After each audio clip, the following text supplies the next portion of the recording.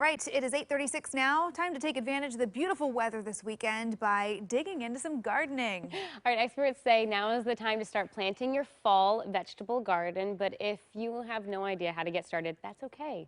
We are getting some helpful tips this morning. Joining us live right now is Drake Snodgrass with Drake's 7Ds Landscaping and Garden Center. Good morning. Good morning. How are you guys? We are Doing good, well. and my garden is doing well too. So, why is now the time to plant the fall garden, and what are the benefits?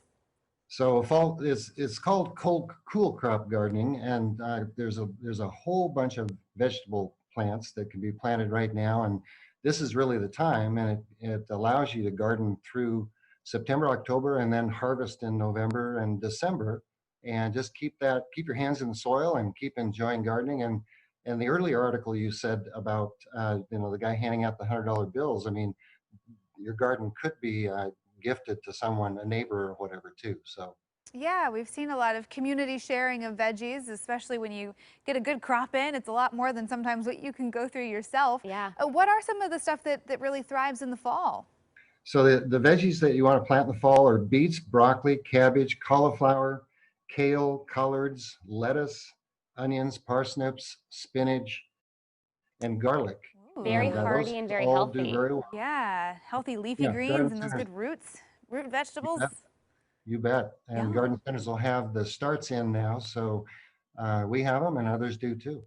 Okay. And so I know that I always tell people this, that really they're like, oh my gosh, how do you start a garden? Like, the most important thing is the soil. Hmm. I talked about this with my family. They gave me all these different tips, but what are your tips for getting your soil ready? Well, for just top dressing with a good compost and using a good organic fertilizer and working that into the soil is key.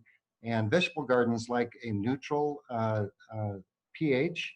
And so adding some lime sometimes, our soil naturally is kind of an acid soil because of the rain we get, but a little lime will bring the pH up to neutral, and then work it in and plant your plants and water them in and have a ball. Yeah. Get your fingers dirty.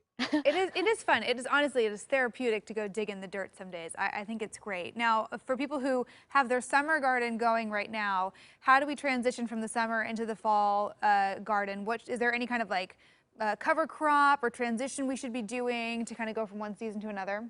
If you decide, sure, if you decide that you're just going to do the summer harvest and not plant a fall garden, then uh, putting a cover crop like a crimson clover down helps to stop erosion, and it actually helps the structure of the soil, adds some good organic material to the soil. And then the crimson clover is a natural source of nitrogen, and so you're setting up your soil for a great start next spring when you plant your spring garden.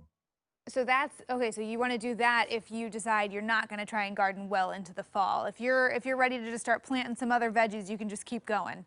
Just keep on going, and Okay. you've got your tomatoes that you're still going to be harvesting, but there's maybe some open spots in your garden where you can plant some broccoli or cabbage or cauliflower. Yeah. Yeah, so speaking of tomatoes, I was saying you were out harvesting tomatoes oh, I yesterday. have like 40, 50 tomatoes that are red right now. So I just made a whole bunch of salsa just to try and use it all. But what are some tips that you have for a late harvest batch? So right, so tomatoes, you've got some red tomatoes, you're picking them and having fun, and it's Those important are to mine on the screen right now. Look at your tomatoes. there you go. Yeah, so it's important to pick those tomatoes as they turn ripe, because then the plant will put its energy into the green ones and get those ripening as well. So that's one trick. And then also, if you a lot of times foliage will cover the green tomatoes and slow the ripening down. So if you pick the foliage, just pick the foliage that's hiding the green tomatoes a little bit from the sunshine. That'll open it up for exposure and faster ripening. So that's important. Also, if you're getting blooms on your tomatoes, those will not come to fruition, obviously. So cut the blooms off right now and reduce the watering. Don't let them dry out completely, but stress them a bit. And the plant kind of inherently knows that if it's under stress, it's going to try to produce seed for the next generation, thus ripen the tomato. Oh my gosh, Okay. this is amazing information. I have so much work to do when I You get can make home. so much more salsa. Yeah, I Look at can. you. I have some trimming I need to Oh do. my gosh. Hey, and real quick, where can we find the garden center if people want to come out and get their starts? Shoals Ferry Road, across from Portland Golf Club. Awesome. Drake Snodgrass, thank you so much. We appreciate you sharing all of your wisdom with us this morning. You are so welcome. Thanks. Uh-huh. Take